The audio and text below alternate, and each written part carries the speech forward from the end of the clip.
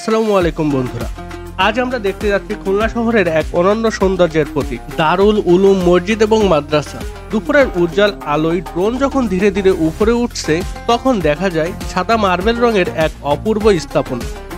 যেন এই মসজিদটা খুলনার আকাশ হয়ে দাঁড়িয়ে আছে নিজের গৌরবে।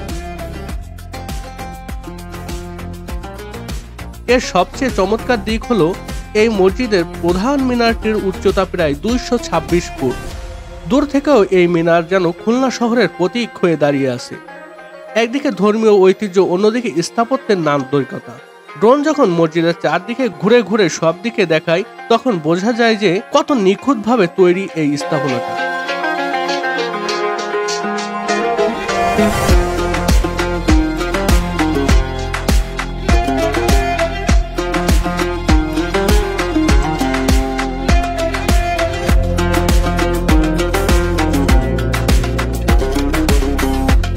প্রতিটি গম্বুজ, প্রতিটি দেওয়াল যেন কোনো শিল্পীর হাতেই ছোঁয়ায় জীবন্ত হয়ে উঠেছে।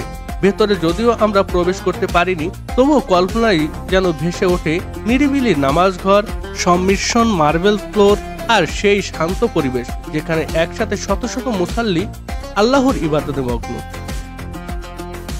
এখানে শুধু নামাজই হয় না, পাশে মাদ্রাসার শিক্ষার্থীরা দিনরাত কোরআন ও হাদিসের জ্ঞান অর্জন করে। আর এই দারুল উলুম মসজিদ তাদের আশ্রয়, তাদের প্রেরণা।